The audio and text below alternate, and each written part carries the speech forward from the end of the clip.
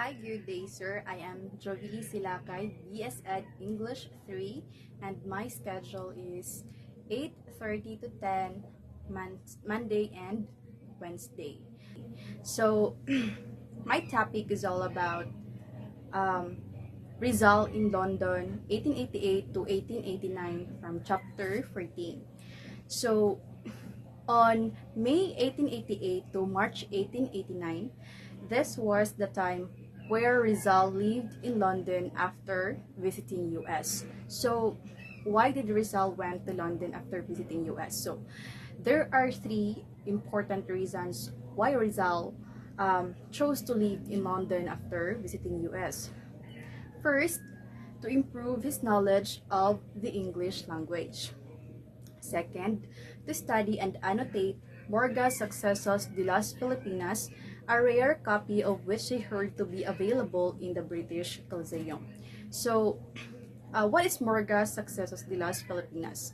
It is a documentation during the colonial period of the Spaniards, and it's not all about the documentation of what is happening during the time as observed by the writer himself, which is Antonio de Morga, but it is all about also the traditions, the customs, and the cultures of the Filipino during those times. That is why Rizal wanted to study and annotate this one.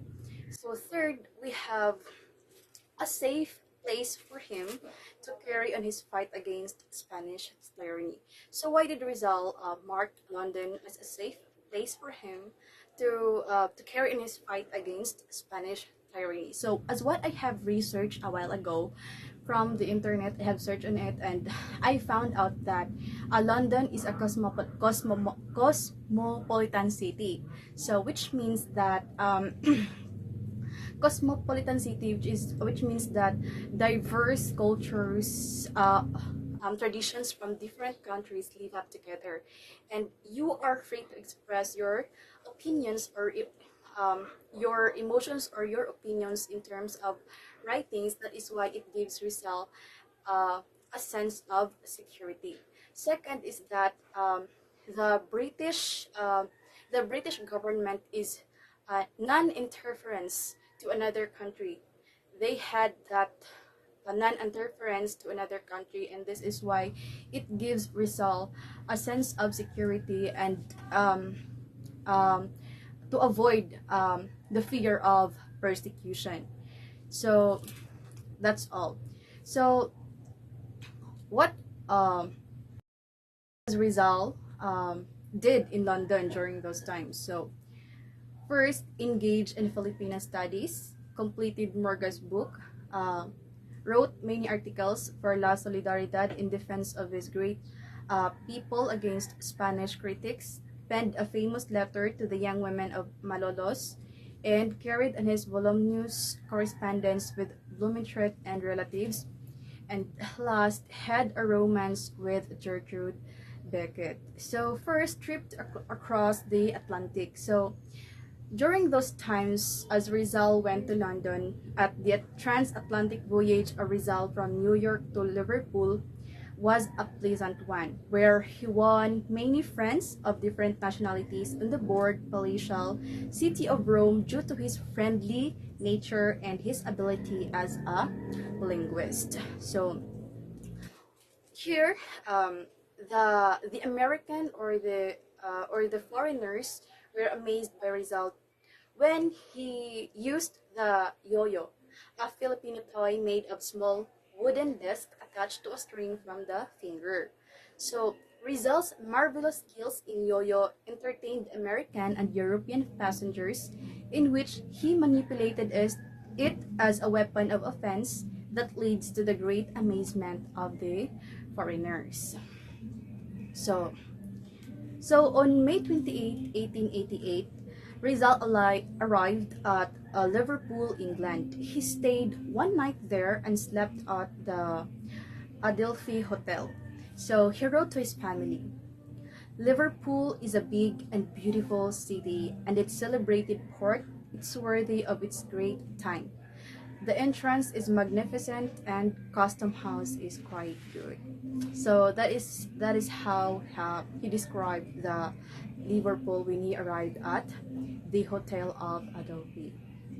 So what was his life in London? So on May 25, 1888, so a day after Liverpool, Rizal went to London and stayed as a guest at Dr. Antonio Maria Rigidor. So this man was an exile of 1872 and practicing lawyer in London. So at the end of May, Rizal was a boarder of Beckett family and Gertrude's family, or the girl he had romance as the time goes on as he stayed in London. So the Beckett home, Rizal described it as a convenient home for him due to its easy walking distance to the British Museum, where he expected to do much research work.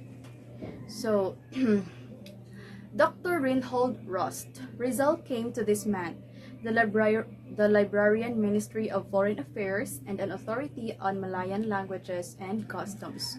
So this man was impressed to Rizal due to his learning and character, and that is why Mr. Rust recommended him to the authorities of British Museum, and he called Rizal a pearl of a man, or in Spanish, una perla de hombre. So news from home, good and bad. So during his stay in London, he received different news from his hometown, which was the Calamba. So it was mixed news. It was mixed news, bad news and a good news. So first, we will discuss first the bad news.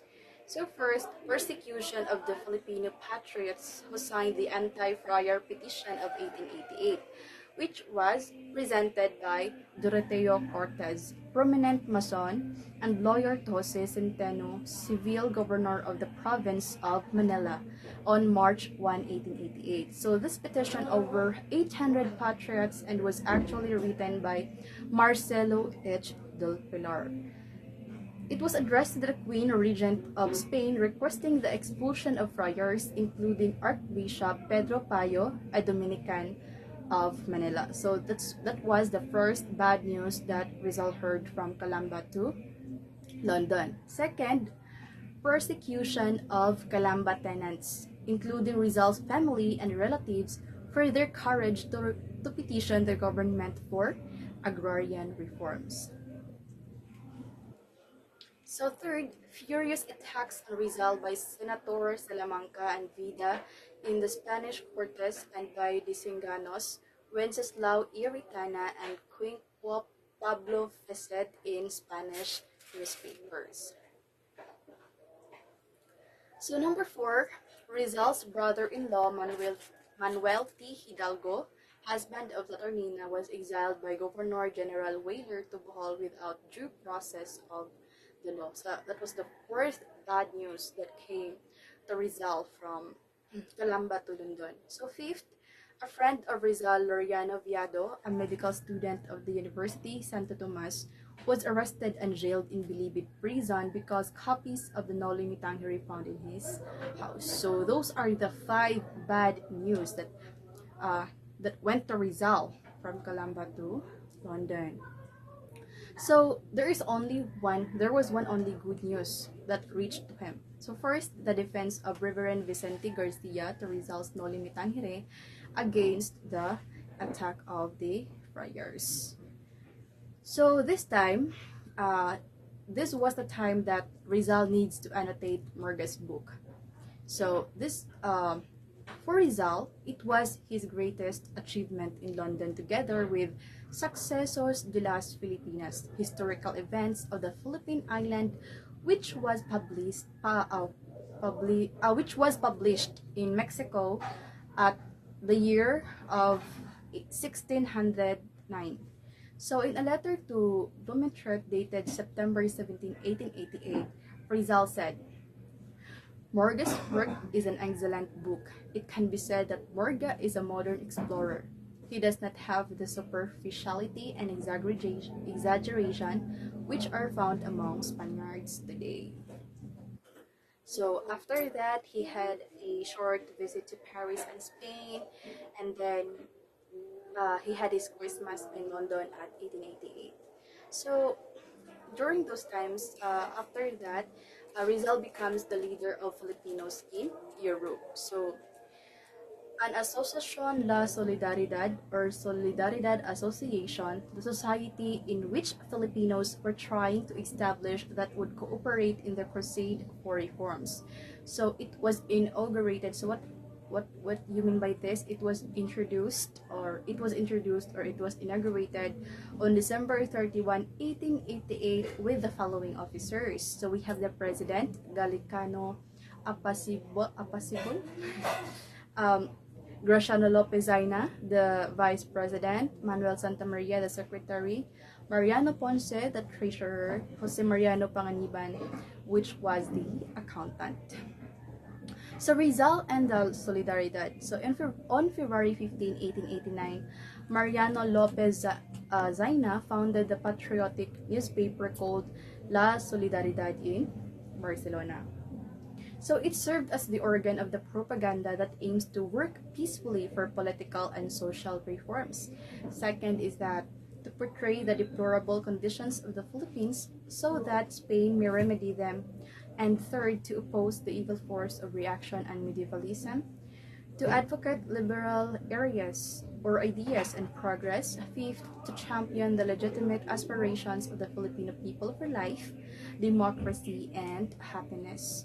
So what were his writings in London? So first, while busy doing his research, Rizal received a news on Fray Rodriguez unabated attack on his Nole. So in defense, he wrote a pamphlet entitled La Vision del Fray Rodriguez, which was published in Barcelona under his nom de plume, Dimas Lang. So that was the nickname of Rizal as he published the La Vision del Fray Rodriguez, Dimas Lang. So what are his letters, or what were his letters to the young women of Malolos? So written in February, so the letter to the young women of Malolos. So it was written on February 22, 1889, and the main points of the letter were: first, a Filipino mother should teach her children love of God, fatherland, and mankind. Second, the Filipino mother should be glad like the Spartan mother to offer her sons in defense of the fatherland. So third, a Filipino woman should know to preserve her dignity and honor. Fourth, a Filipino woman should educate herself, aside from retaining her good racial virtues. Fifth, faith is not merely reciting long prayers and wearing religious pictures, but rather it is living the real Christian way with good morals and good manners. So, those are the main points of Rizal's as he wrote a letter to the young women of Malolos. So, Dr. Rust, editor of Troner's Record, a journal devoted to Asian studies, requested Rizal to contribute some articles in response. So the latter prepared two articles. First, Specimen of Tagal Folklore, which was published in the journal in May 1888. Two, Eastern Fables, published in June 1889. So, romance with Gertrude Beckett. So, as during his stay in London, so he had a romance to the eldest daughter of the Beckett family, in which he stayed in as a boarder. So Rizal had a romantic interlude with the oldest of the three Beckett sisters. So Gertrude, or Getty as she was affectionately called, was a buxom English girl with brown hair, blue eyes, and rosy cheeks. She fell in love with Rizal. On cold winter morning, she had a sunny smile for him, chattering gaily like a hummingbird. So during the family picnics, she was particularly very happy because Rizal was with them, and she gave him all her attention. So, and in rainy days, when Rizal stayed at home, she helped him by mixing his colors for painting or assisted in preparing the clay for sculpturing. So, Rizal, being a man of normal emotions, found exhilarating joy in Gertrude's company. So their friendship drifted towards romance. Rizal affectionately called her Getty in reciprocation. She fondly called him Kitty. So as their flirtation was fast approaching the point of no return, Rizal suddenly realized that he could not marry Kitty, for he had a mission to fulfill in life, which was to fight those people who was being oppressed by the Spaniards or incompetent friars in the government. So,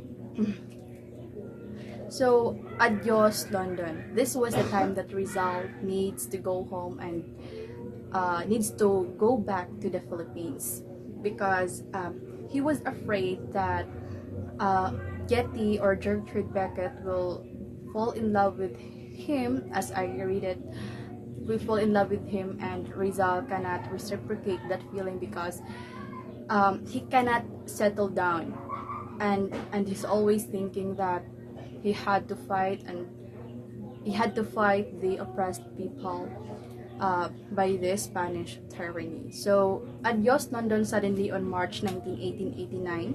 Rizal bade goodbye to the kind Beckett family, particularly Gertrude. So, and he left London for Paris.